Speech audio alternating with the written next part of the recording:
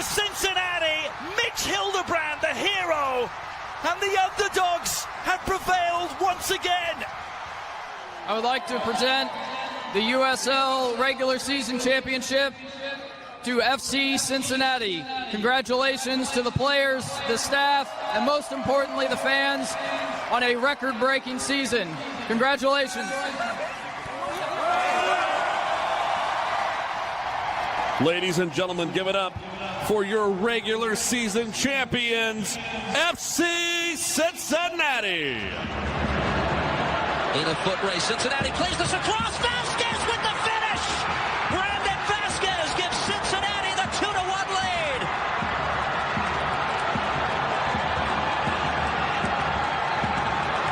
A late breakdown by Red Bull. Well, Dylan Nealis gets beaten, and nobody covers the streaking run. Unbelievable. L'Oreal got under that. Oh! What a goal for FC Cincinnati! You couldn't dream that any better. Goal of the tournament. Maybe the history of the tournament. Alvaro Barreal makes it 2-0. They have done it. Cincinnati, your 2023 Supporters Shield winners. A first trophy in their MLS era, and now they celebrate. Top of the Supporters Shield race since May. They never look back. And now a piece of silverware to show for it. And they've gone for the long-range efforts. My word! That is spectacular! That is a goal to savour for a lifetime! An I-was-there type goal! Look at Orishano with an iconic strike at TQL Stadium. CF Montreal just go to sleep when the ball goes. His whistle dead, and Orishano just takes a peek, looks up, and doesn't even need to touch the ball. And how about this technique? Just absolutely perfect. Lifted into the penalty area. That's Bauer, and that's Will, that's saved, and that's Surridge, and he still saves it on the line. What a 60 seconds for Roman Celentano. A double save, and he knows everything about it as well. First the punch, but then he gets back to his line. That is sensational, because he goes low for that first one, but look at him get up again. Rajano gets the cross away. Bicycle kick! Wow! A top-class finish for Kevin Denke! Juninho against Hildebrand. And Hildebrand has done it again! It is sensational for Cincinnati. Mitch Hildebrand, the hero, and the underdogs have prevailed once again.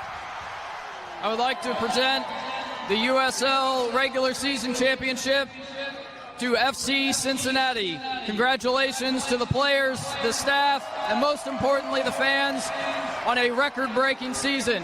Congratulations. Ladies and gentlemen, give it up for your regular season champions, FC Cincinnati. In a foot race, Cincinnati plays this across. Vasquez with the finish. Brandon Vasquez gives Cincinnati the 2-1 lead.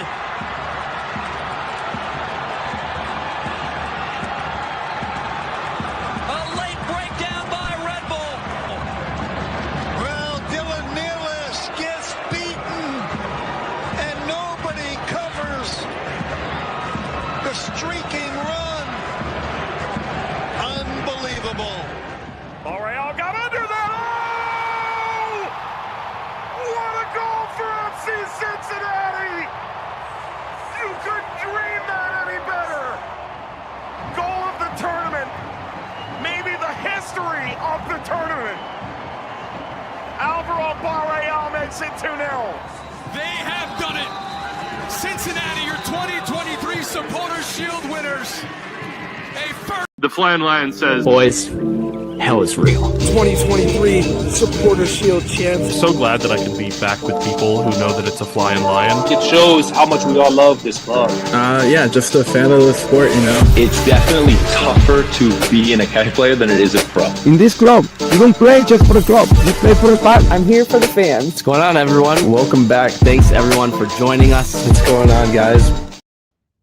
Welcome back, everyone. Another edition of the Flying Lion podcast here on such an up and down week for FC Cincinnati. On one hand, you get club record win, on Wednesday night, move on in Champions Cup.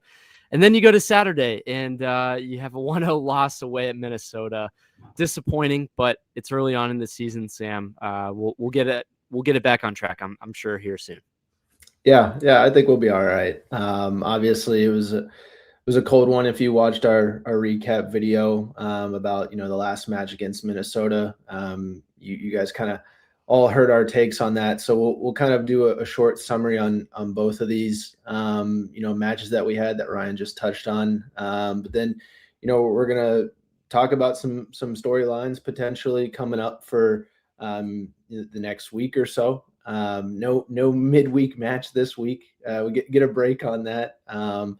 Very, very few breaks on that, by the way, from now until the World Cup, if you look at the schedule. But and then we're just going to, obviously touch on card of the week on a losing week, and then jersey swap after that. And then, Ryan, we've got some more FC Cincinnati news, followed by some stuff around the MLS, FCC2, and then, of course, our preview for Toronto. So it's going to be a good show. Stick with us, even though the vibes, are uneven. I would say they're not down, but they're uneven. Yeah. And like Sam had put out in a graphic earlier, what does this loss mean? That's kind of what we're going to break down as well. Again, it's very on in the season here, and we're not going to overreact a little bit, but we'll give you kind of our thoughts on things. Again, like Sam mentioned, we did a full recap video right after the match. So if you want to hear our immediate thoughts and all of our, quick reactions to what had happened, go check that one out. But tonight, like you said, let's hit home Champions Cup. Like I said, we had a 9-0 victory against O&M FC. I do want to preface that they, I think, only had like 14 outfield players available. Laurel, after the match, comes out and basically says, the coach of O&M is like, look, there's visa issues. Not really our whole team was able to make it. The result, for those that are neutral or new into soccer, like, great result, bringing some friends to this match, like 9 goals. Can't be upset about that. But winning this one 9-0, winning the first leg 4-0, 13-0 on aggregate, that's got to be some sort of record, right, Sam? But moving on to the round of 16, let's kind of hit home the big goal scorers for this one. Yeah, so Kenji Mboma Dem, 2 goals and an assist in this one.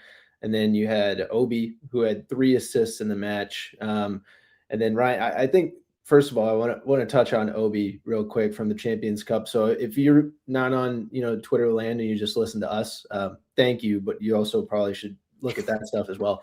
Laurel had put out that some of the O&M FC players were comparing Obi to Neymar. So I thought that was really funny. And Ryan put out a funny meme to kind of showcase that, if you will, in Twitter terms. Yeah, Peter Parker, has the glasses off, glasses on, and it basically is Neymar to Obi. The comparison is hilarious considering it's Obi, and this guy doesn't really score or assist. So they were like worshiping this player, because he just had the best 2-leg series in Concacaf Champions Cup history. I did some deep dives here, though, Sam. I want to give you guys some background. The top assist providers in CONCACAF Champions play, Carlos Darwin Quintero of Club America holds the record at 13 assists. Obi's got 5 right now. We could see some records going on if Obi continues his Neymar-esque form. I don't know. We'll see. We'll see on that one. But the other standouts, I thought Ayub Lahjar, so FCC2 player, drafted him in the super draft, actually had 2 assists in the match in only 21 minutes played, which I thought was pretty impressive, making an impact off the bench. And then obviously, Ryan, you get a club record for goals scored in a match and highest goal differential by an MLS team ever with the 9-0 victory, which I thought, was pretty impressive. Sam, this is like playing in like rookie mode on like FIFA or FC 26. Yeah. It was just getting to like some crazy levels of goals, and I felt bad for the other team at some points. But we see Ademar Chávez become the youngest goal scorer in FC Cincinnati history. 17 years old. This kid's going to be a stud. I tweeted it out. Like, remember the name. This kid is going to be incredible. If he doesn't, you'll forget what I'm saying here. But if you do, you'll see the clip later. But yeah, I think he's got potential to be a really good star. He scores a nice goal in this one. And then I do believe that Stefan Chirilla gets his first goal for club as well, which is pretty cool. He scored a lot, obviously, for the second team, for not for the first. So nice to see that the young guys getting some solid minutes in competition, doing what they needed to do. There was the appearance of the tree. If you guys missed it, the Dominican tree had traveled and made an appearance in the Bailey. It actually moved at one point down into the Bailey. So go check out some of Sam's awesome photos that he had from the match. I don't know, Ryan. I don't know if you've seen. So the Forge is actually they're selling tree t-shirts. Yeah, I love it. I liken this, Sam. I don't know if people will get the reference, but like your brother used to call Forest Lasso tree. Yeah. And that was the original tree that I remember in FC Cincinnati history. But now we actually have the Tifo tree, which a lot of people are calling for this to be up at the top of the Bailey for the rest of the season. What do you think of that? Yeah, I'd imagine it'll play some role throughout the year. Now, if it becomes bad luck, I think you could see it go away. Maybe you chop down the tree. Who knows? But yeah, I mean, Ryan, as far as what's next for FC Cincinnati, obviously, once again, like we touched on, no midweek match for Champions Cup this week, but we do know who we face, right? So we face Tigres out of the Liga MX in the round of 16, face this team again. And so the first leg will be at home on March 12th. That kickoff will be around 8 p.m. And then the second leg, as of right now, once again, things could shift and change, but the second leg is set to take place down in Mexico on Thursday, March 19th, around like 9 p.m. as of right now, which once again, like we talked about, maybe an episode or two ago with the whole Ender situation and his visa, right? The whole team may not be, going down, but we'll see. But yeah, that's kind of what FC Cincinnati's Champions Cup future looks like. Yeah, no, I think it's interesting, especially having the Thursday matches. Like we play this Sunday, so then it gives the team an extra day, for a Thursday, going Thursday, March 12th, then to Sunday, March 15th, in New England. We did this once before in club history. A couple years ago, we played down in Monterrey and then had to go up and face New England at New England. What a harsh kind of turnaround that will be, going from Monterrey up to New England. But, an extra day, though, on the front end, one less on the back end being Thursday to Sunday, but at least it's not Saturday. But what can the club do, man, in this competition? I think we'll really see, what we got. If Evander can get some minutes in this upcoming match, we'll preview that later on. What does that look like then, for the 12th and against Tigres? Let's see if the club goes for it. I think, they've been talking about it a lot, but let's see them get past that second round. We've never done that. So hopefully we can do that. We'll kind of preview that as we get closer to that one. But we did have match day number 2 in Minnesota. It was the first road test of the season, but in the last 2 seasons, if you guys have been following the club, we've been pretty dominant on the road. I think probably one of the best records, if not the best record against teams, on the road and against the Western Conference team. So we'll touch on that here in a little bit. But 7-1-2 all time in February. I think the club saw that record and jinxed us a little bit, on that one. And it was on my birthday and they lost. Didn't like that.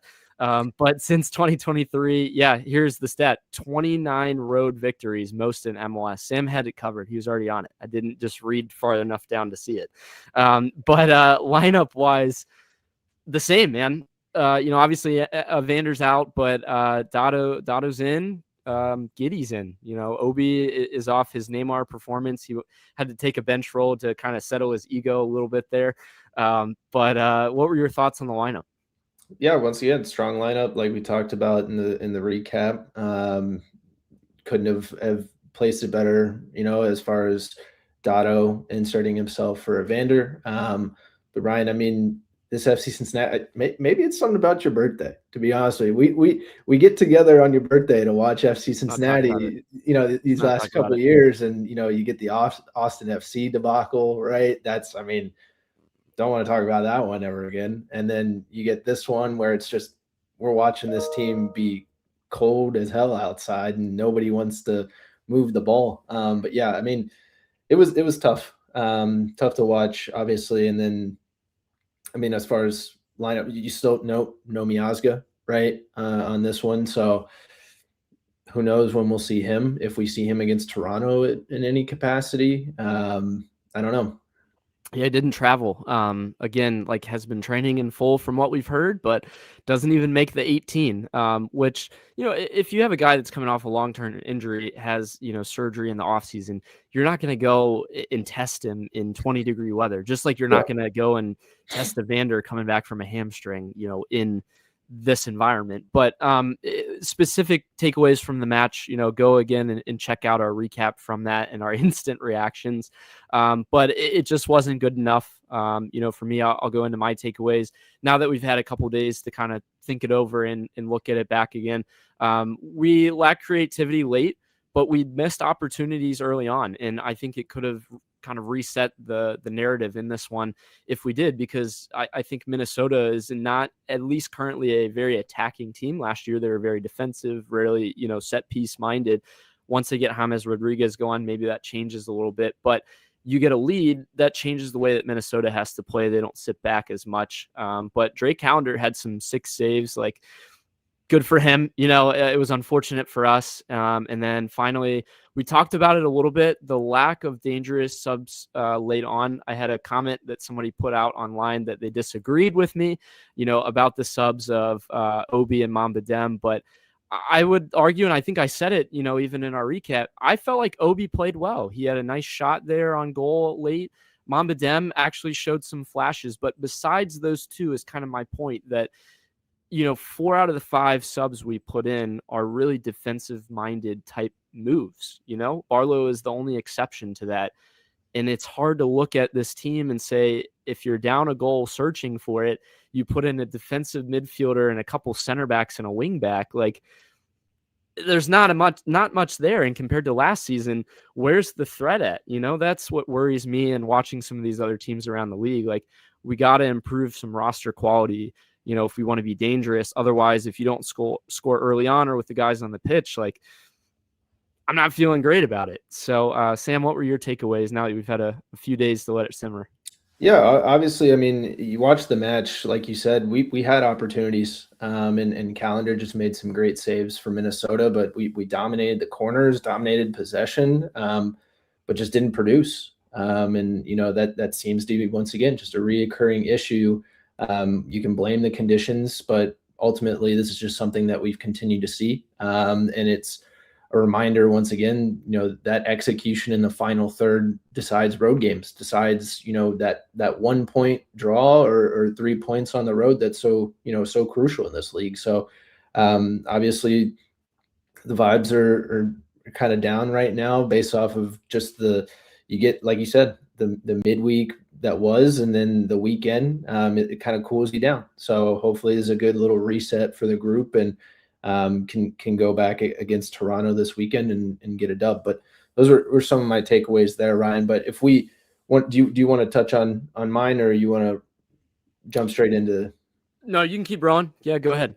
So the stats and some facts from this match, we didn't really, we kind of touched on during the recap, but once again, new club record for the coldest kickoff in FC Cincinnati's history. Was actually previously in 2023 against the Chicago Fire. So very interesting there.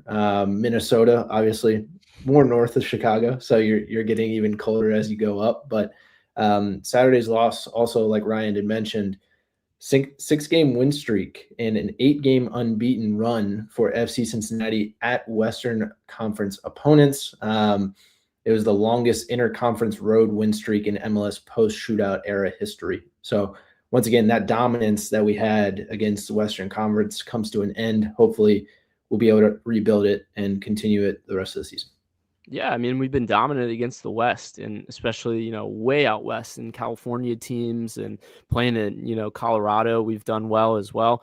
In my mind, like, I've already kind of transitioned to, we've heard kind of rumors of what this new schedule and new format to the league is going to look like. And I think at some point, Sam, Minnesota might be a regular opponent for us.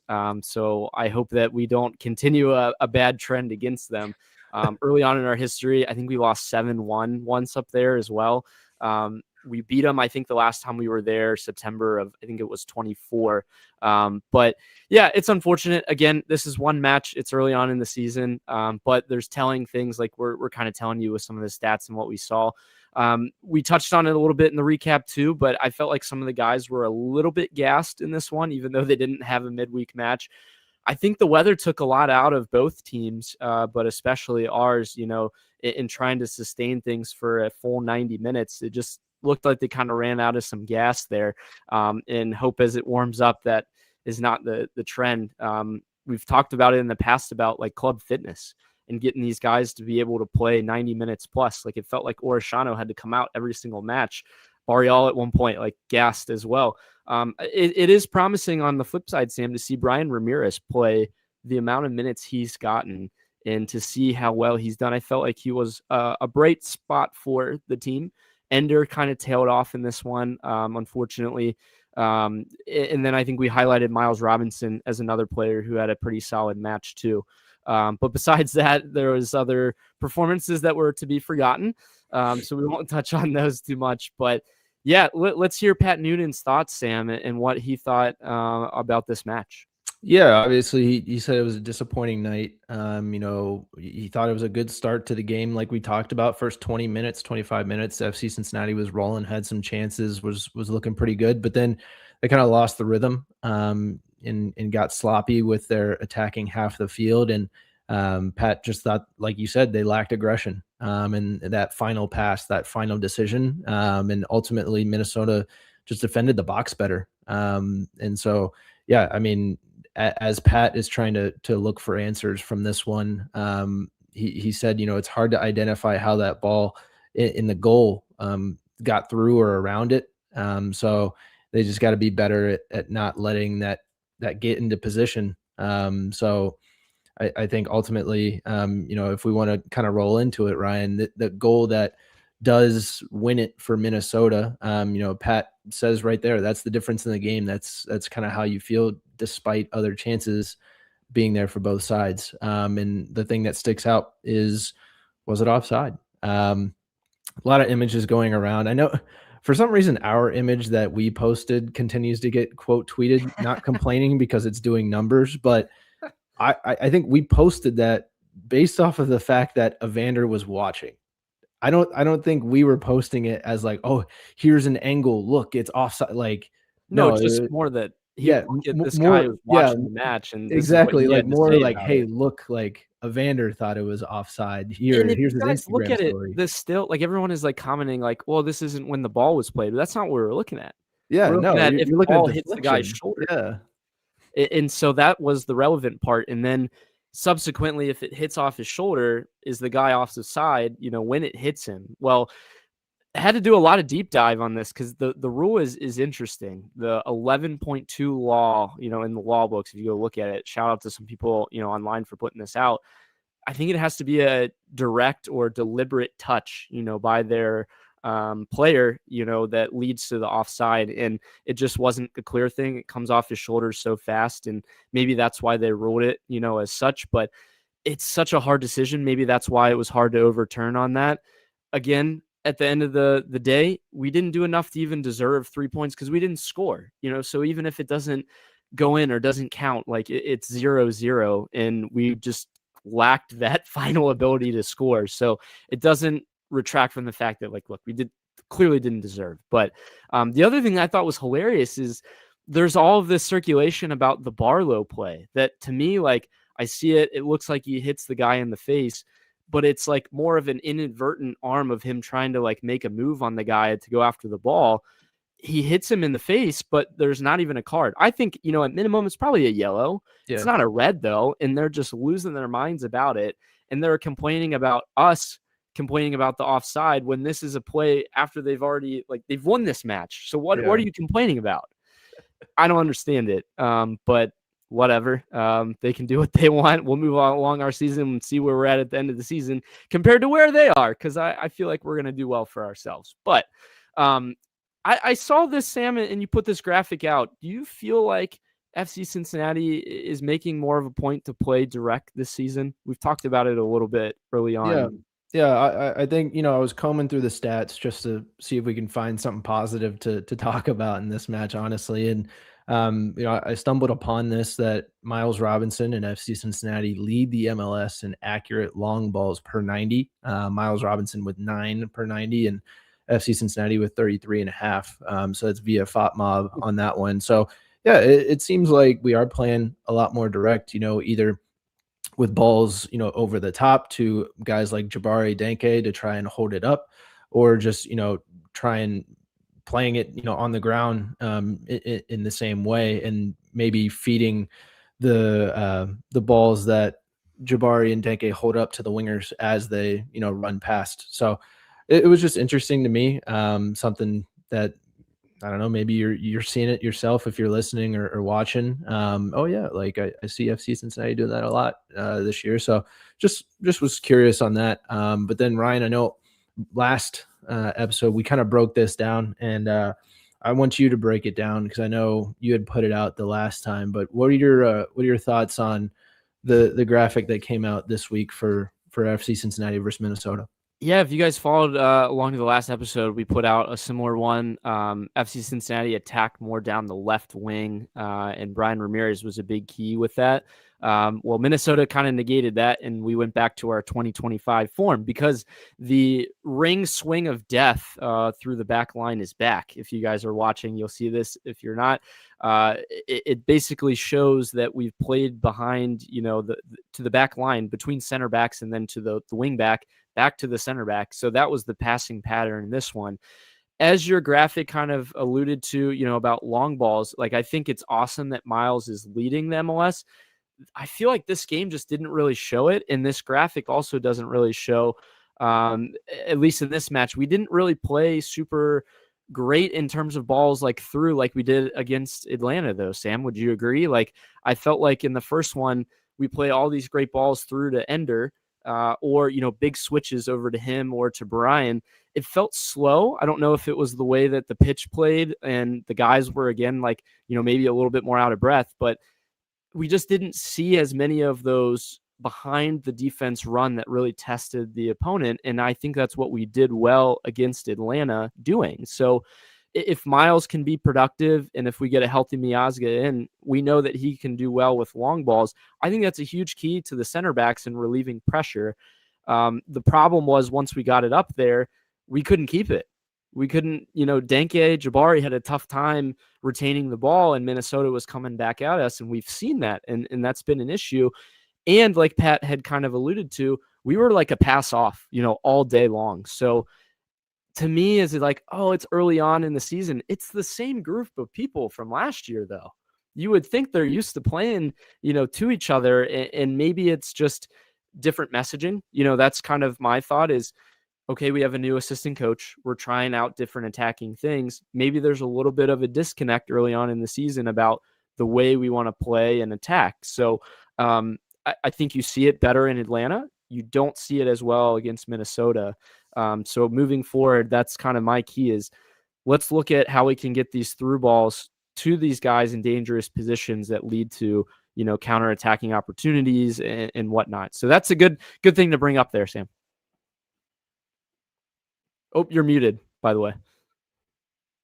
Thank you. There we go. Yeah, obviously for a while there, it looked stale. And was it the cold? Was it the pressure that Minnesota was able to put on our forwards because of, they wanted to make it more physical? Because obviously, getting, hit pretty hard in the cold is going to hurt a lot more than, in probably 70, 80 degree weather, right? Because it stays with you a little bit longer. So maybe they were, decided to be more physical, get us off the ball a little bit more. But yeah, so I just thought, some interesting takes there. But Ryan, we'll take a break here. But we'll get the trivia of the week before we take a break, and then we'll get people on the other side. So Ryan, trivia of the week here. FC Cincinnati has had 5 players, including Obi, now against O&M FC, have 3 assists in a match in their MLS history. Name those players, and then if you'd like to, for bonus, you can give me the season that those players did it, or any other information that you'd like to give, who they did it against. Or so this is in MLS competition or all competition? MLS. Well, yeah. Let's go all competitions. Let's go all competitions, all because competitions. this was outside of MLS. Yeah, all comps. So 5 players that have had 3 assists in a single match. That's pretty impressive, actually. But I'm gonna go with Lucho. I'm gonna go with. I feel like, man, that's a tough one. So obviously now Obi, that's 2. Man, maybe Barrial. I feel like Barrial would be my 3rd, and then I can't think of another 2 past that had 3 in a match. Maybe like a Brenner, just out of nowhere, as a forward, playing some balls off to people, and then maybe Junior Moreno. That's going to be my 5. Maybe I'm going to go with Lucho during his 2023, during the Shield season. And then, obviously other guys around the same period. It wasn't early on, I'll tell you that much. It was not early on in the MLS history. Anywhere between 2022 and 2024, I'm going to lock that in. All right. We'll see what it is on the other side. Hey, everyone. The Flying Lion podcast is your home for FC Cincinnati coverage as a part of the Chatterbox Sports family. We're proud to be a part of a growing network of creators who are building real connections with fans across the region as the game continues to grow, and in preparation for the 2026 FIFA World Cup hosted in America. Yeah, and if you're a local business or a brand looking to reach an audience that's passionate, loyal, and plugged into the city's sports scene, this is the place. Partnering with us is not just supporting a podcast. You're joining a community that celebrates FC Cincinnati and various other Cincinnati sports teams as well. So reach out through our email, which is Flying Lion Pod, FLYIN Lion Pod @gmail.com, or direct message us on social media to learn more about sponsorship and partnering options. Thanks again. Thanks again for joining us tonight. We're going to roll along to everyone's favorite segment here because it's on a losing week. We start with our cards of the week here. Sam, you have a pretty interesting one for all those Ted Lasso fans out there. Yeah, so my card of the week is going to be Danny Rojas playing in the USL Championship. What? Yeah, this is real life imitating art. So Cristo Fernandez, aka Danny Rojas from Ted Lasso, has been training with El Paso Locomotive FC in the USL Championship. Reports are saying he's actually been involved in some preseason sessions, pushing towards possibly signing, some form of playing deal. He's 35. Okay. He's 35. He hasn't played professional in about maybe 2 decades because I think he had a serious knee injury. He actually played professionally in Mexico when he was a teenager. And so, he went and did acting, but he actually played in the pro club system in Guadalajara, I believe. So yeah, obviously the move is being treated as a legit competitive opportunity. So no official long-term contract details as of right now, but I mean, this could make, this could be interesting. This could be football, truly becoming life. Football is life, as he did term, in the show. Pretty cool to see that come to fruition, but yeah, like you said, he's played before, so this isn't new, but it grabs the headlines just because, he's been in the show now and now he's going back to playing, and he's 35. It is interesting. I don't know if he's going to be in the new season. There's a new season coming out in August. Women's team. Yeah. It's the women's team though, right? So he shouldn't be. So now he can focus his attention right back to playing. But for the Locomotives, I think we had a couple of former FCC players that actually played for them. Richie Ryan, I believe, might have played down there in El Paso. So I don't think there's any active, former players down playing with them right now, but that is a kind of a wild thing when that comes out. You saw it spread like wildfire. Oh yeah, absolutely. Like I think you saw there was a picture of him, possibly somebody had like seen him and was like, is this Danny Rojas from Ted Lasso like right here? And then it kind of spiraled from there the past couple of days. But yeah, very interesting one to watch if you're, keeping up on USL Championship. Ryan, we'll see if he even gets to play. They're still possibly going for a strike there on the players union with that whole situation. So keep an eye on that one just as a whole. But Ryan, card of the week for you.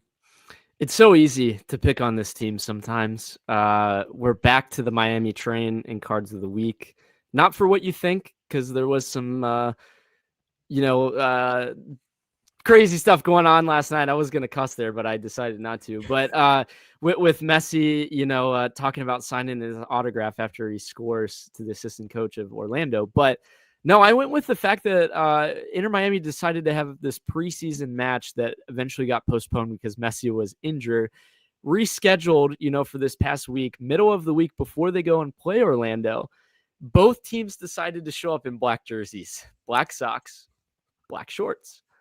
And then they decided to play the match in the same jerseys. So the only way you could tell the difference was that the numbers, for one team, Miami, was in pink, and the other team from Ecuador, but playing in Puerto Rico, was white. And they played where Miami won 2-1 in this match where Messi scores a PK and I think ultimately wins it. But I feel like the whole match had to be decided based on PKs because nobody knew who they were playing to. And they probably were confused the entire match just as much as everyone else who was watching this.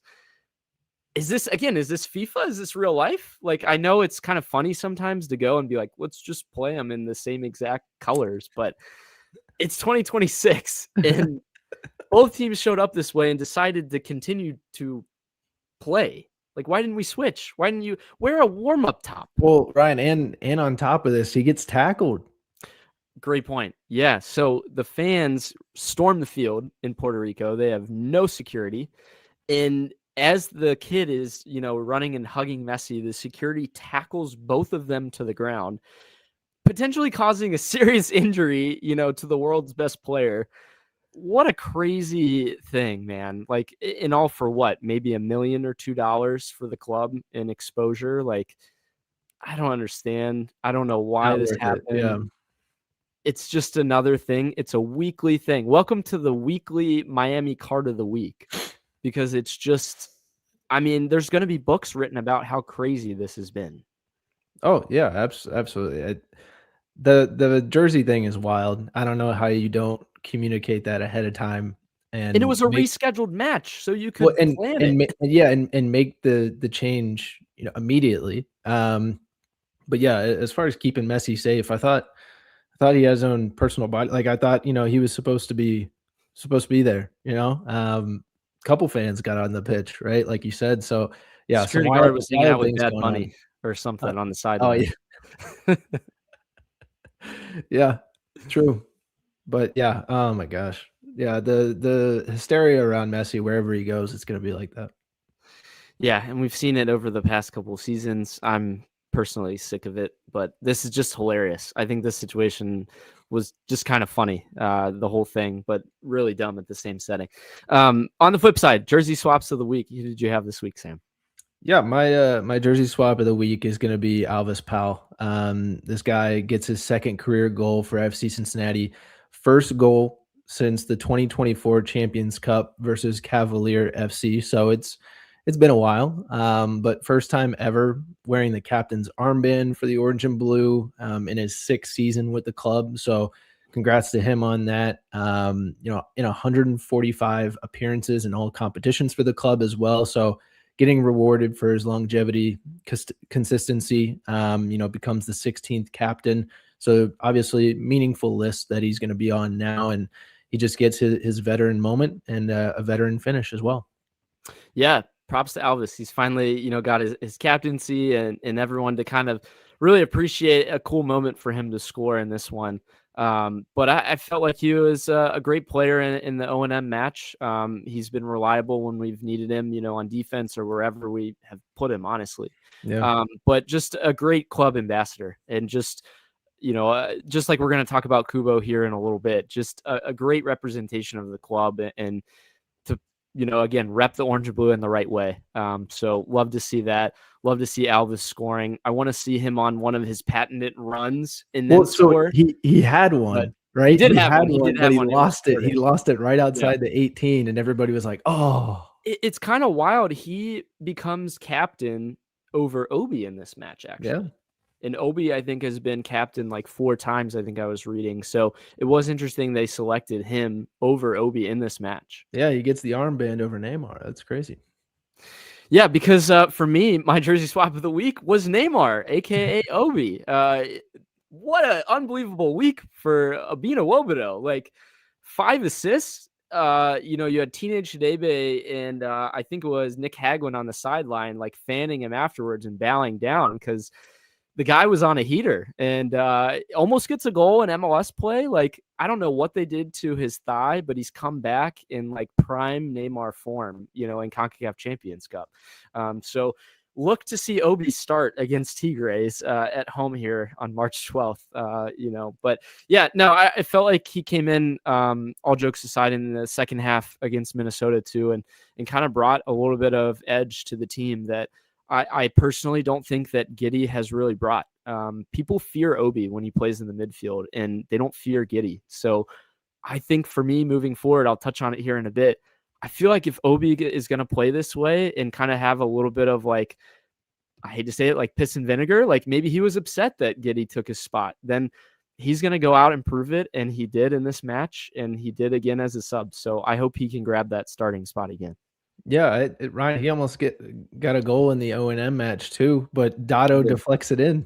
Right? Yeah, I think they were all giving Dotto a bunch of crap about that too. I know, yeah. But, so you got to see Obi smile a whole bunch in that game because that was great. He's lighting it up. I think, like you said, Teenage and Nick Hagglin are waiting for him on the sideline, but Alves Pal is like, messing with him on the field too. Like, hey, get out of here, Neymar. Like, get off the field. So yeah, obviously standout performances from him so far in the Champions Cup. Hopefully it continues, and then bringing that into MLS play. He's looked great coming off the injury, and it's what you would hope for Miazga as well.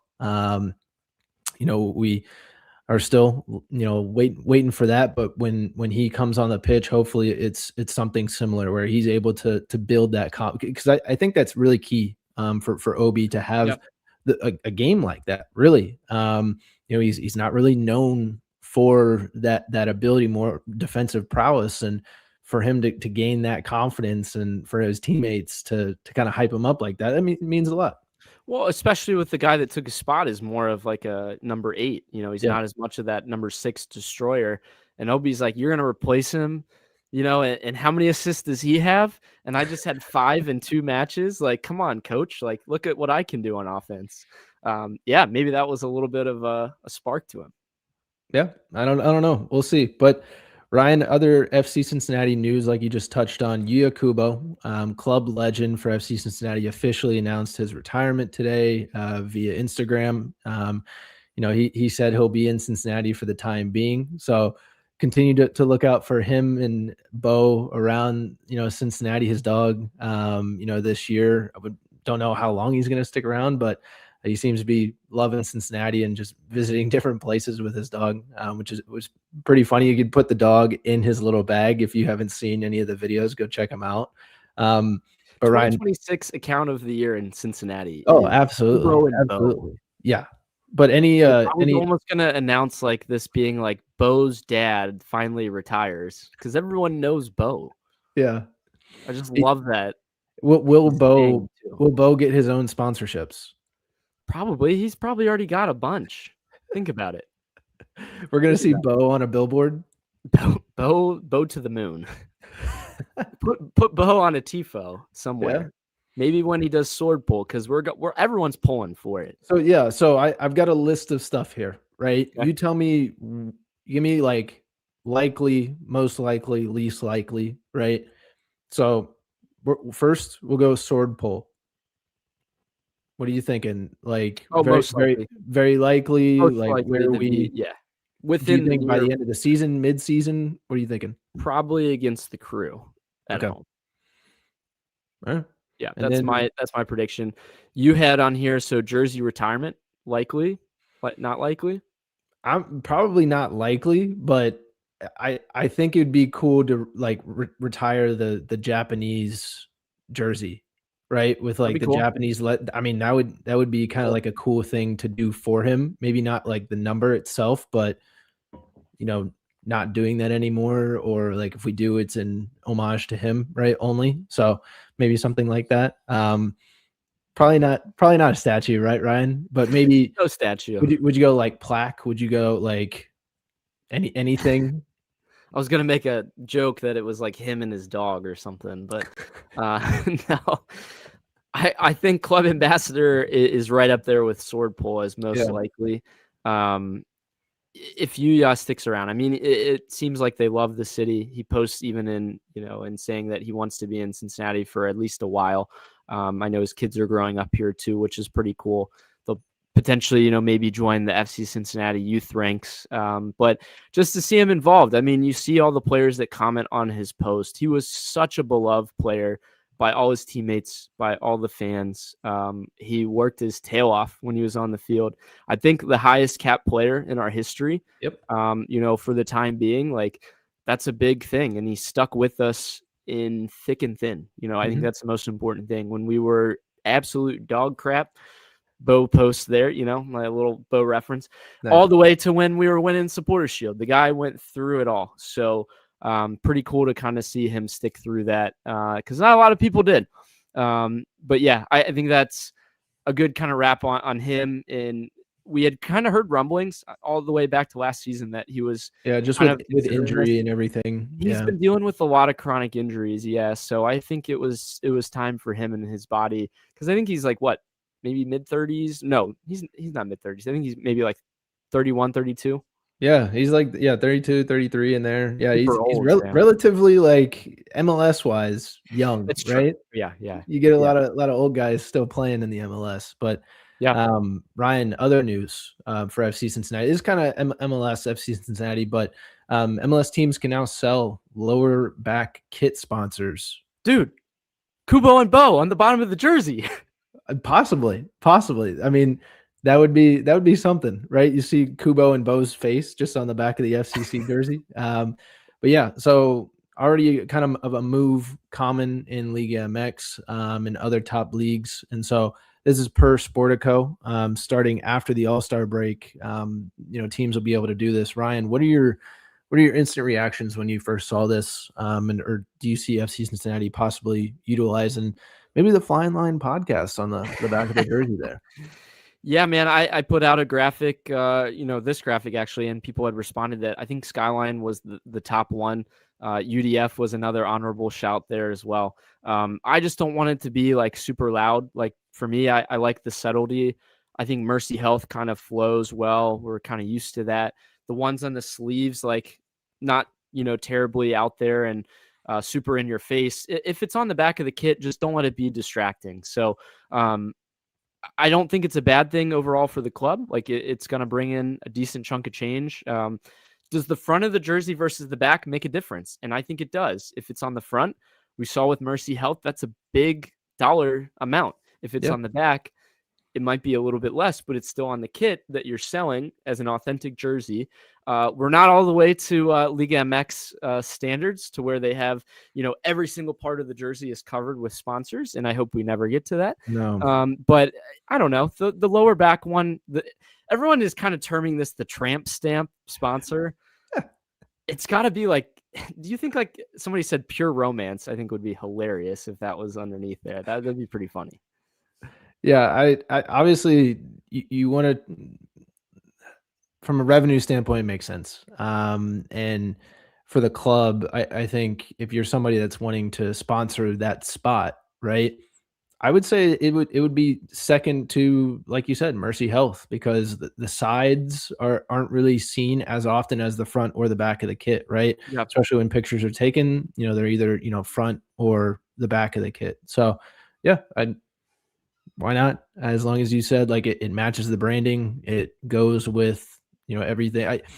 I do think it could be a little awkward looking on the white kit rather than on the blue. Yeah. Just my opinion, because do you make it orange on the white kit, right? To like go with the branding, whereas like on the blue kit, it could just be white. I don't think we've ever seen like players' names underneath the numbers, but like if you're looking at it like real quickly and you see that, like you're more drawn to reading it because you're used to reading it as their name. Mm-hmm. And I just don't, again, I don't want it to be distracting from like the player's name, being the important thing on the back. So we'll see where that goes and what that looks like, and maybe what the club considers. We'd love to, hear from you guys and what you think as the potential ones moving forward. So always fun to kind of do hypotheticals with that. From around the MLS, we'll do our weekly segment that we've just been doing here recent for the beginning of the season, because everyone's excited about the season right now. New York Red Bulls, what a surprise so far this season. Michael Bradley's team is 2-0. They win again. 17-year-old Julian Hall continues to score. They had a home match, if you guys missed it, and had like nobody in the stadium and nobody's surprised. But it was funny to me that some people were posting like, oh, well, the subway was shut down, and oh, well, this happened, and oh, that's why that nobody went. It's like, how many excuses are we going to have for the fact that nobody goes to the Red Bull games? Nobody cares.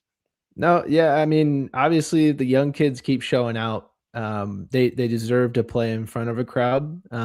But like you said, the fandom just it's not there. It's the same reason why, on the other side of town you got NYCFC playing in baseball stadiums. For now. Yeah, for now. But we'll see if they can fill that one. In other, news, Montreal, Ryan, they're having a bad go of it. They have allowed 8 goals in their first 2 matches and have yet to score a single one themselves. It's pretty bleak. Building Let's take advantage of it. Yeah, well, we play them coming up soon. Yeah, so I mean, coming off of last season, you were like, oh, it can't get worse, right? No, it can. So bad.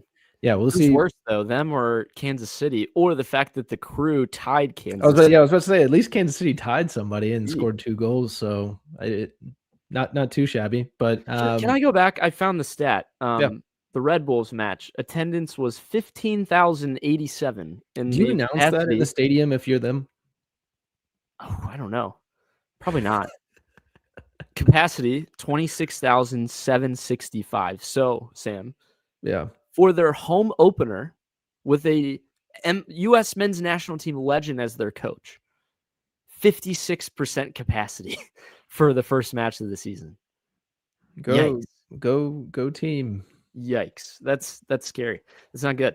Other news, if you guys all missed it, I don't know if you did miss it or not because it was everywhere last night, but Miami came back and won against Orlando in a rivalry early on in the season. They looked like they were down and out, just like they were against LA. And then the second half, they stormed back and scored 4 straight goals. Orlando just kind of ran out of steam. Yeah. Their defense, they've got a lot of injuries right now. So for Miami to come back the way they did, obviously Messi was a big part of that, but they made some key changes and that led to what we saw. But it was an entertaining match, all in all, completely. Ryan, obviously the Sunday matches have both been Miami so far, with LAFC being the last one that they played. What are your kind of thoughts so far on Sunday night soccer? I like it. I like the making it, Sunday night football-esque, right? Like, hey, let's make it more of a prime time on Sundays because college basketball isn't really too prominent on Sundays. They more have, Saturdays, and they have game day on Saturday morning. Right. So I like it so far. Yeah, so far so good. And honestly, what they did well about Sunday was that they varied the times. We had complained before that MLS was, the last few seasons doing all their matches at the same time. People around the league want to watch the other games. Sunday was great. If you had nothing going on, it was kind of like a football Sunday, like you said, like sit around, watch, you had a 2:30 game, 4:30 game, 7:30, 9:30. Awesome. Like, love that as a soccer guy.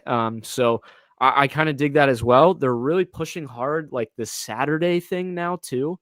Like, so are we just doing Sunday night soccer, like primetime matchups, unless it's like a big time game, then we're going to do like a Saturday feature? I don't understand that. Yeah. Did you see that they were pushing that though? I did. Yeah, I did. But I like the Sunday nights. I like it. I like Sunday for soccer, especially right now that, they don't have any football going on. Now we'll see it happens come in the fall. But also the last MLS thing that we'll touch on here. MLS versus Liga MX, Ryan, is returning in Charlotte. Officially announced July 29th, the All-Star game.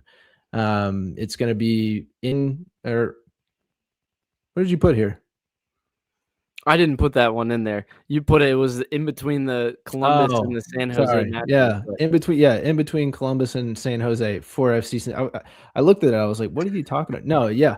So for the match itself, the All-Star game is on the 29th. The weekend before, FC Cincinnati will play Hell is Real, and then the weekend after, they will play San Jose. So do you know the final of the World Cup? I think it's like July 16th. I feel like it's relatively close. July 19th. That's why I brought up the timing, because it could be. It's interesting. Like, you're going to ride the high of the final, the 19th. And then 10 days later, you play this all-star match, which has kind of lost a little bit of steam, in some years past. Evander dominated last year. That's the headline. He certainly did. We like that. But the timing is a little bit interesting. Like, I don't know how motivated some of these all-stars will be, especially if a lot of them are coming off the World Cup too, in the battle against Liga MX, because then you literally have this and then Leagues Cup, like right after it. So we're going to be playing these teams anyway, and these players. Like, I don't understand sometimes the timing of what we're doing with this. How does that look moving forward, all-star game-wise, for the new schedule as well? That'll be the really interesting thing. Nobody's really talked about that. Are we going to continue that? Are we going to do that in December? Yeah. What is that going to look like once that flip-flops from August to May? December, maybe we get a Christmas Day all-star game for the MLS against Liga MX. I don't know, man. It'll be interesting. But FC Cincinnati too, they opened their season just yesterday on Sunday. They played Connecticut United, which is a new team. They unfortunately lost and gave Connecticut their first win in club history. But we had, I think, only like 15 or 16 players on the roster per the FCC2 website. We lost again 1-3, but Stefan Chirilla had a PK goal in this one. Watched a lot of this match, Sam, and the boys looked good at times, but I felt like Connecticut was just on another level. And I don't know. In my mind, they're more of like a USL type team with guys that are like gunning, for pro spots and real money. I guess I don't really see like Next Pro in my eyes like all the way there yet, compared to what we've heard and we've seen around the league about like the way that people view USL. But this is a Next Pro team, this Connecticut team, and you never know what you're going to get out of new squads. But at the same token, this is a completely new FC Cincinnati 2 team as well. 4 or 5 returners from last year? Yeah, I was gonna say, like, the 15 or 16 players on the roster, that's just on the website, right? So obviously for those who maybe saw the lineup card, obviously you have probably maybe 8 subs, so that's 19 players. So they brought up some academy guys to fill certain spots that got to see some appearances. But once again, like Ryan said, the quality and the lack of bodies really that have experienced MLS Next Pro. So hopefully, once again, this is a new regime for FCC2, new coaching staff, a lot of new players coming in. So a lot of hopefully grinding out results, but still go support. It's free. right? Mhm. Let the players know that Yeah. you're supporting them. You also will probably get to see some first team guys there as well. But Ryan, the big takeaway from this game, yes, it was a loss, but was it a win for the fans? Because these kits in Fuego on fire. Yeah, man. FCC2 with these kits, Ryan. Oh my gosh. Like what were your initial thoughts when you first saw them? There's a lot of new going on with the team. In the new every year, I'm kind of excited for the kits more than the new players in some settings, honestly. Just the way that they've rolled out these new kits. This one that you guys see if you're watching, very much like the first team ones, which is I think they've been trying to do something similar to that over the past years. This is the closest that we've seen, like very similar to the Seven Hills kit. But the blue is kind of that what makes up the hills. I think they have kind of the stripes going across as well. Yeah, it's a little distorted. Yeah. Yeah, it's clean though. I like it. I think on the side they have more of a solid like royal blue there that you see Stefan Schirilla rocking here. Again, we're asking where can we, buy one of these jerseys? Because you have these, and then you also have the more traditional home kits that you see here too. The dark blue again, the navy and the royal. We're going back to that. We saw it with the first team, but we kind of like to go between those two. And in this kit, you see a nice blend. I think this is what the 2020 like split kit should have been, Sam. Like, yeah, this is the way to do multiple shades of blue. If you want to do that, don't split it down the middle. 10-year anniversary. This should have been the 10-year. Do you know what could top this though? If they put the Bavarian diamonds across the chest, like where the like royal is underlaid. Yeah, I'm rocking something similar tonight for all you guys that are watching the 2018 kit. Like, this is the way to do it. So if you look at Lahjar's there and Sam's photo that he put up, like, add some Bavarian diamonds and we're talking next level kit. But yeah, all in all, like, pretty solid kits, from our second team. I think they rival what we do every year. If not, some of them are better. Yeah, I 100% agree. I think we need to get more of those in the team shop. So that way, hey, we can support, but also rock some pretty cool kits. Because I imagine walking around the world, Ryan, with one of those kits on, being like, "Oh, is that an FC Cincinnati? Like, who is that?" You'd be like, "No, it's FCC2. Like, this is the second team." And they're like, "Man, like, the second team's got some really good kit."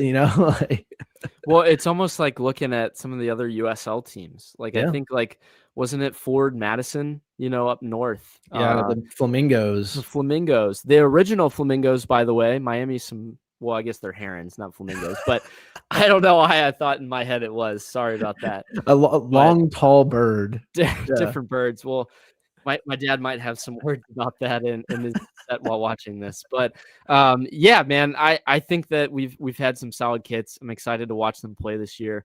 They're going to bounce back in a big way. I feel like if you guys missed it, Yerson Mascara's brother played and started Devere for FCC2. I think he was playing more of like a maybe right back sort of position, wing back maybe. I knew he was more of like a forward, so maybe he was more like a winger for them. But yeah, we'll see what they can do this year. Yeah, I'm looking forward to seeing it. Like, I mean, like you said, towards the end of last year, they came on and made the playoffs. So maybe you'll see something similar where it just takes a while for them to get going. So, Ryan, match day number 3 is here. Toronto FC this time, and we're playing Sunday night soccer. 7 p.m. We get the prime time spot. One of 2 on FC Cincinnati's schedule right now. The other one being later on in the season with Hell is Real, and it's a Evander bobblehead night, Ryan. Not bad, right? I mean, what did you think of the bobblehead when you first saw it? I got confused with your AI image that you put out as well, if you guys didn't see that, because they both looked like very similar. One more AIE than the other. But not bad. One had Kroger on it, the other one That's didn't. right. Yeah, on the sleeve. I like them. I think they're good. They did a decent job with it. I don't know, do you feel like Evander's head is like, should it be bigger? Like, for bobbleheads, I always figure like the head should be so if you I didn't have the image pulled up here, but Ryan, if you look at his fingers, right, he's pointing up to the sky like this. I believe he's only got like 3 or 4 fingers. Does he really? Yeah. My wife had pointed out, kind of looks like he's flipping, people off because he's got a very few fingers, right? So that was her initial reaction. But yeah, we'll give you our official review once we claim the bobble. Yeah. So Sunday, right? Does the head fall off? Is it, how is the quality of it, right? Is it like Gary, like Ryan's? Gary's from last year. So, I mean, they got to top this. If I can shake it, it doesn't really want to shake well. Hopefully the heads don't pop off like the ones on Gary's did, from before. But yeah, I'm excited for it. The Sunday night showdown, like, I don't know if they felt like Toronto was going to be better. Like, why is that the showdown of us versus them? Or maybe they knew Josh Sargent was coming to town. The insider info, Ryan. But Sam, I don't know if Josh Sargent's going to play. He won't play. It'll be a James Rodriguez situation where he probably sits on the bench and takes photos. He'll be there, but I don't know if he's going to play. He hasn't played since January 4th. Yeah, because they sat him out. They played him with the second team. He's been in the second team training. He hasn't played like a real match in like 2 months. And so his press conference is this coming Wednesday. He'll probably train a few times with the team. He's certainly better than any other option they have, though, right? Yes. So I feel like he's going to play. I just don't think he's going to start, personally. So I don't want to jinx us here again because, like you said, in the Minnesota match, hey, FC Cincinnati was 7-1-2 in February. Well, the big stat going into this one, Ryan. Don't do it. Toronto has not beaten FC Cincinnati since September 29th, 2021. Everyone blames Sam. 5 years. All right. 5 years. That's almost a long time. Years. We've just been dominant. I think this is the most dominance we've had against a single team. So I think we have 9 wins. Yeah. In the matchup history. So it's a lopsided affair. But like you had mentioned, their team's struggling again this season. Especially defense. Defense has allowed 6 goals in 2 matches so far. So hopefully, we're struggling offensively right now as of just the last match, but I think we can use that to our advantage. And Toronto's kind of walking into the match a little injured, though. As of right now, they have like 6 guys who might be out due to injury. So Ryan, what are your kind of thoughts, as far as FC Cincinnati tactically going against Toronto in this match? Well, let me talk first. You touched on their team because I have this pulled up. Their last match, some familiar names. Derek Etienne, former FC Cincinnati player, was their striker. So he started, like I said, Mihailovic, former Montreal guy, went out to Colorado, now, with Toronto, if you guys didn't remember that trade from last year. But they also have Walker Zimmerman. That was their big offseason acquisition, in the back line, and they're giving up a lot of goals still. So will be interesting to see. Richie Larea, a Canadian national team player, is playing out wide for them too. So on paper, a pretty solid team. They add Josh Sargent. It's going to take time for them to gel. I'm glad we're getting them when we're getting them, honestly. And, coming off of these losses, I think I saw Richie Larea was even posting like it was embarrassing, to the fans that went, because especially against Vancouver, who they played last, like that's like a Canadian, rival in a sense. So coming down and playing in TQL for us, again, back home, we got to ride, the wave of the crowd here and feed off of us, because the last few seasons just haven't been solid. We win our first match at home again. Haven't had an undefeated start to the season, but have historically bounced back well after losses. So I really think that tactically, as you're talking about this one, you're going to see balls played through more to Ender, like we talked about earlier on in the episode. You're going to see more long threats. Spoiler, I'll talk about what I predict in this lineup, but I said it earlier. I think Obi starts in this one, Sam, and I think Barlow starts over Jabari. Do you think Barlow, what do you think he brings starting over Jabari as of recent, or what you saw against Minnesota, besides smacking a Minnesota player in the face? Sorry, that caught me off guard. I didn't know you were going to say that. Energy, Starlow. He runs, he puts a lot of effort in. So does Jabari, but I feel like he's been more effective at connecting play. You see his buildup that he has in the connection to Denke that led to the Obi chance, at the end of the match. Maybe, again, that's just because he's coming off the bench and providing a spark for guys that are tired against us. But I really feel like Barlow is a pretty tall player as well. So we don't really drop off if it even is, the switch like for like with Jabari and Barlow.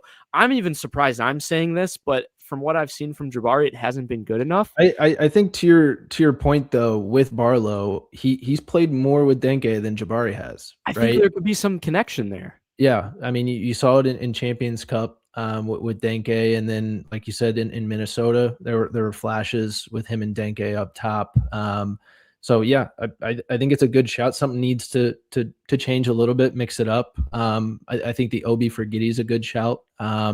Get Giddey back in rotation as a sub off the bench to be able to create later on in the match, possibly. But yeah, I mean, Ryan, slow in the midfield, Sam, in the build-up like last match. Like I just felt like again, Giddey's going to be a good player. He's just not there yet, and he's either playing balls that are behind people or putting us in dangerous spots, like when he turns the ball over in midfield and they're coming right back at us and putting the back line under. Like the goal wasn't necessarily on him. First game did pretty solid, led to I think like a hockey assist, for him too. But the way that Obi's playing right now, I really want to ride that, and I want to see a little bit of this fire Obi, maybe a little bit more of an offensive Obi, and see if that helps to contribute with this team. Or I think, does it unlock Pavel Buka to go forward a little bit more? You saw him play forward a little bit more in Minnesota, right? Because they took Dado out, and who else did you have, as that 10? So I think it gives license for Buka to play a little bit more aggressively. Then with Giddey, he's a little bit more nervous about the defensive side of the ball and tracking back. So if Obi can come in and be that destroyer, be that guy that's maybe not able to link play as well as Giddey, but control that, area of the field, then maybe Buka can push up and support Dado a little bit more, and that unlocks the attack. I think that could be something that could help this team. What's the prediction for you on this one? I'm going to go 2-0. I think, again, getting Toronto with where they are, not fully having Josh Sargent, ready for at least a start that I think. We're going to come back home. We're going to bounce back. I think you're going to get a little bit of an angry Denke. He's going to score. And then I would love to see, an Ender get a goal in this match, just on beating them down the flanks and just seeing some pure speed, and unlock it. Because we had a decent chance that he would have had a through ball, but it hit Denke's head. Like he was in on goal. So we were just off last match. And I feel like unlocking him like we did against Atlanta is the key. What about you? What'd you have for prediction wise? I got 2-1. I think I got 2-1. I think we go back to our 1-goal ways. I thought they were going to be over after the first MLS match. I think I was like, hey, are we done with the 1-goal wins? I don't know. I think Toronto maybe gets one late or early, and FCC is able to get a game winner. Maybe Denke again. Maybe it's 12th, in club history. I mean, he'd have the most in club history if he gets another game winner, Ryan. So, sure. If Denke gets a goal, I'm looking for I need a beard celebration. I need him to like stroke the new beard, right? It's new, right? I mean, last year it was kind of more clean shaven. I need a little like, something rather than, hey, just take off my shirt and show. We're going to go back to like the Kendall Waston slaps, like the hand celebration. Do you remember those? I do. Yes. Face slaps that he used to do. I don't know why that reminded me of that. I guess just the way that you had your hand, on your face. But Sam, we talked about it in our recap and kind of sneaked it. Preview wise, do we push Evander back, in this match? What do you think? You put that in the title of the episode, so you got to talk about it, right? Yeah. I think we had talked about possibly having a sub appearance in this one. Almost as hey fans, he's okay. Like, right. Trot him out on the field. He's okay. Look at him. He's our star boy. Like he's gonna be all right. It's his bobblehead night. He's got to play. Yeah. See, exactly. Yeah, that's another great point to throw him out there as a sub, or maybe just first 45. Give me first 45, and maybe Dado comes on in the second half. Yeah, why not? That would be accept Evander as sword pull as the first or second active player to do sword pull while being being injured? No, I don't think he's that injured that we need him to. Instead of the sword, he pulls out his bobblehead. But do you think he'll pull it at midfield or outside the 18? I hope they changed it back to the top of the box. I will. Did Did you see the reaction? A lot of people agreed with you. Nobody likes it at midfield. Yeah. Put it back at the 18. I'm telling you, everyone will appreciate it. But in all seriousness, I think you make a good point. At least to show he's okay, but more importantly, for him to gain some confidence too. That hey, I can come back after this, and before this is not a lingering thing. So I look up in the buildup of this week, keep an eye on socials and see if Evander's training, he's going to be at least available in some regards. But I feel like we need him to be at least putting in a good 15, 20-minute shift if we're going to have any confidence in him starting against Tigres, the next week. So that's the buildup we're looking for. That's the big matchup. We're in this big competition, and to beat Tigres, we got to have Evander. So I'm really pulling for him to be in this match. The other thing too, what's the weather look like on Sunday? I think it's actually going to be 60s, but raining potentially. Yeah. So well, does rain impact it at all? Him slipping, aggravating a hamstring? I mean, that definitely has to be a thought, right? Just as much as the cold weather was in Minnesota, you're coming off hamstring tightness. Is it a strain? Is it just tight? You're going to play differently according to that. This isn't like a must-win game necessarily, and you don't want to push them back too soon. I could also see them being super conservative and just being like, hey, let's run him out in Tigres, once maybe the weather's a little bit better and a little bit more time has gone by.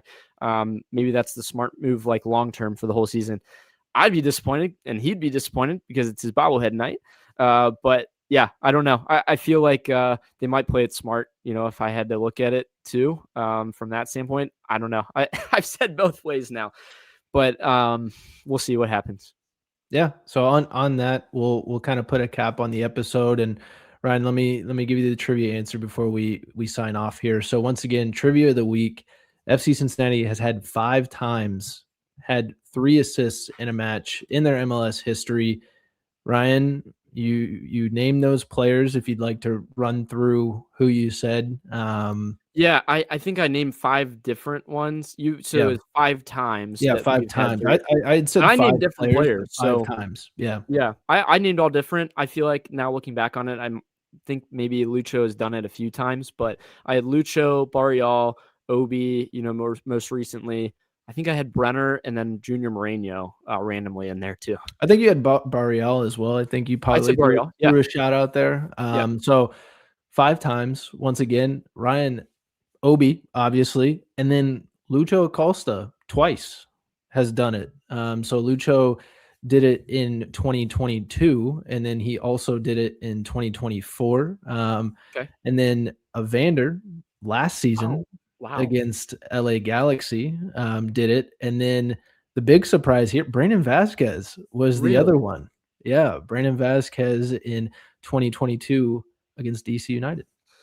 All right, that's an interesting stat. I knew there was going to be a forward. I should have said Vasquez. He had more assists, as a forward than a lot of our other guys. Yeah, Brenner's not passing. No, but yeah, you're right. you're right. But yeah, Lucha. How did I miss Evander? I don't know what I was thinking, not saying him. But against the Galaxy last year, you said? Yeah. Okay. Very interesting. Well, hope you guys enjoyed tonight's episode. Hopefully next week we'll bounce back with a solid win against Toronto. Hope to see everyone down at TQL Stadium for a big matchup there. Vander bobblehead night, go pick one up, and we'll see you guys next week.